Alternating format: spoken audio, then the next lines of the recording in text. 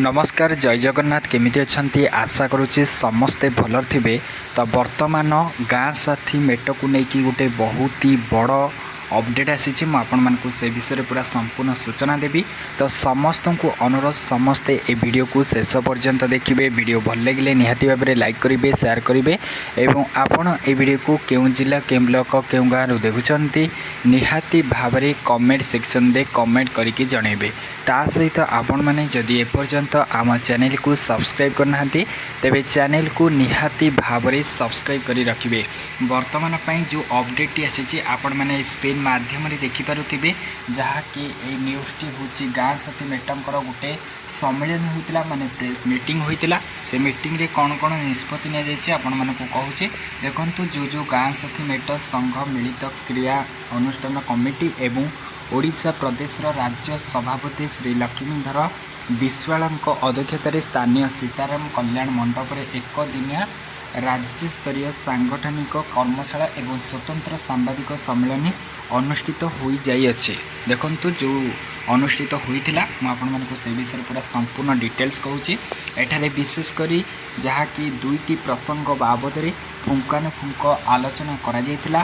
प्रथमतः उक्त राज्य संघ तरफ ओडिशा हाईकोर्ट रे दायर होइतिबा दुईटी मामला यथा WPC नंबर रही 248440 एवं आउ गोटे नंबर रही 248772। ये जो दुईटाक नंबर मध्यवित्तकालीन निर्देश को मानि ओडिशार समस्त जिलापाल आज्ञा माने एही दुई मामलार शेष रायर फलाफल प्रकाश पर्यंत वर्तमान स्थिति रे राज्य PRNDW जो रही PRNDW तो से विभाग चिट्ठी नंबर जो रही 16996 अनुसार आपण मैंने चाहिए ऑफिशियल वेबसाइट को जाइए देखिपारे।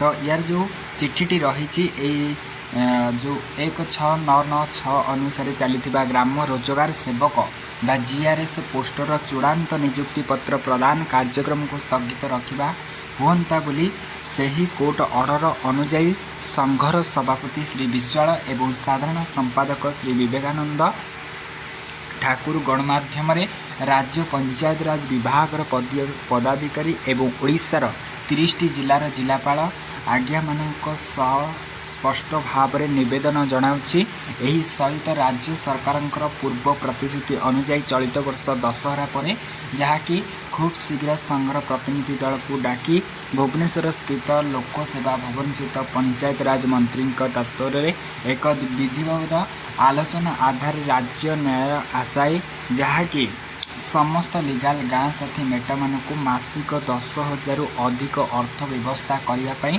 वर्तमान ओडिशार माननीय मुख्यमंत्री मोहन चरण माझी एवं पंचायत राज मंत्री को मध्य संघ तरफ नम्र निवेदन जणाई दि जाइए। तो आपण मानक गोटे बहुत बड़ खुशी खबर आगामी एक सप्ताह मध्य ओडिशार एही जोन रे 10टी जिलार जिलापाल ऑफिस आगे धारणा सहित कोर्ट ऑर्डर एवं अन्य दाबी देवाई योजना करा जायछि। आजिर कार्यक्रम रे जहाँकि श्री लक्ष्मीधर विश्वाल सहित साधारण संपादक श्री ठाकुर मध्य थिले, राज्य उपसभानेत्री श्रीमती नयना नायक उपस्थित थिले बोली जहाँ संघ तरफ कहुई। तेबे ये थिला गाँ साथी मेट को लेकिन गोटे बहुत ही बड़ अपडेट। जदि आपण मैंने भलरे जदि न जानी पारे ताले आपण मैंने निहाती भाव में ए वीडियो को धीरे धीरे स्क्रॉल करके स्क्रीनशॉट मारिके ए न्यूज़ टी पढ़ी नेबे। रहुछि पुणी थे नेक्स्ट अपडेट आनी से पर्यंत विदाय नउछि। जय जगन्नाथ।